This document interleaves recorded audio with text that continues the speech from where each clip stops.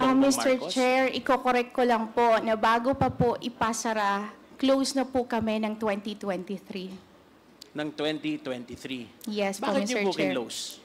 Hindi po namin gustong i-close, pero hindi po kami binigyan ng license to operate. So we cannot operate po pag wala po kaming license kasi magiging illegal po kami, Mr. Chair.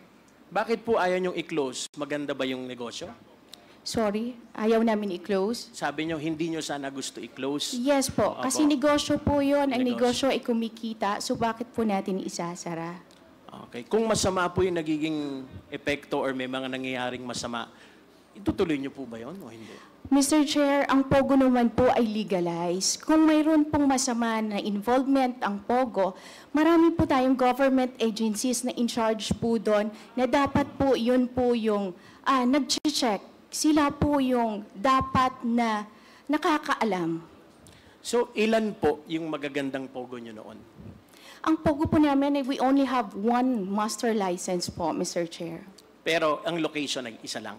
Isa lang po, ang location sa master license. Okay. With that, Mr. Chair, I concede until the next round.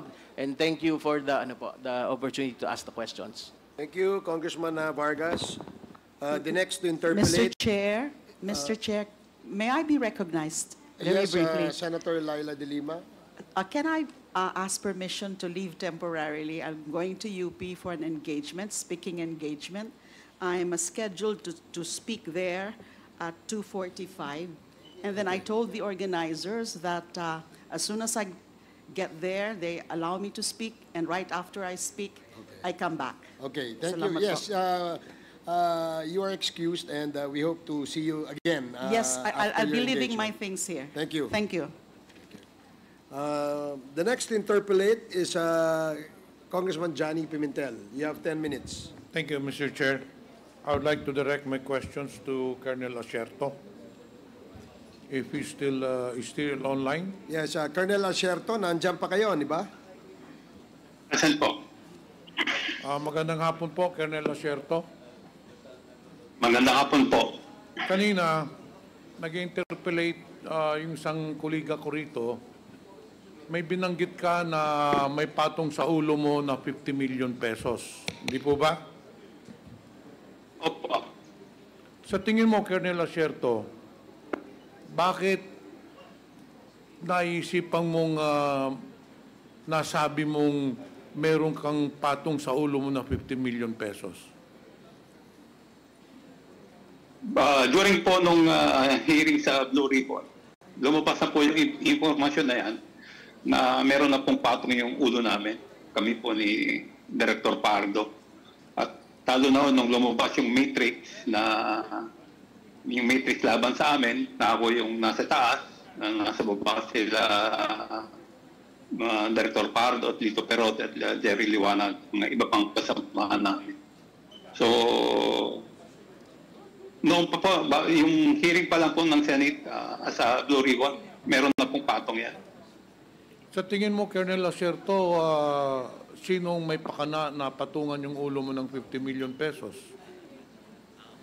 Si Presidente Duterte po, saka si Bongo. Sa anong rason po na plano kang ipaligpit?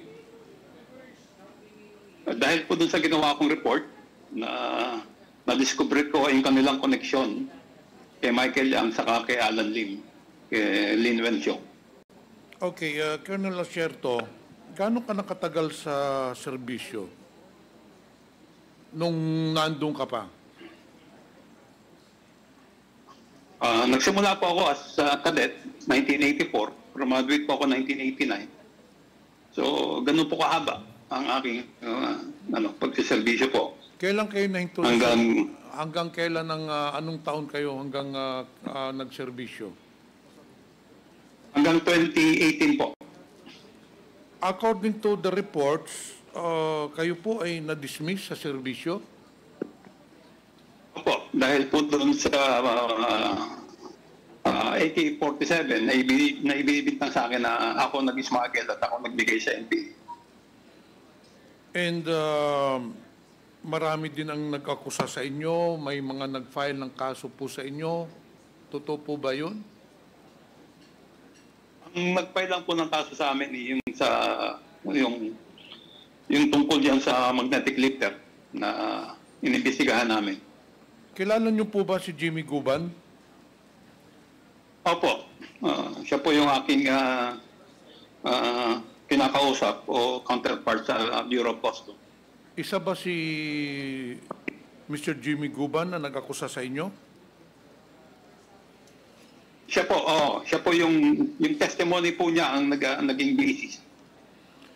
Actually, Colonel Osierto, nung first hearing ng Quadcom, isa si Mr. Jimmy Guban na nag-testify doon sa Quadcom sa Pampanga. Nagbigay po siya ng sinumpaang salaysay. Base doon sa sinumpaang salaysay niya, sa paragraph 9, binanggit po ang pangalan ninyo. And I'd like to read it in toto para maintindihan ninyo. Between the months of May and June 2018, Colonel Eduardo Asierto shared to me additional intelligence report about shipment of illegal drugs at the Bureau of Customs, and that through profiling, backtracking, and tracing of documents, we were able to find out overstaying cargoes, one of which was the Vicaba trading shipment.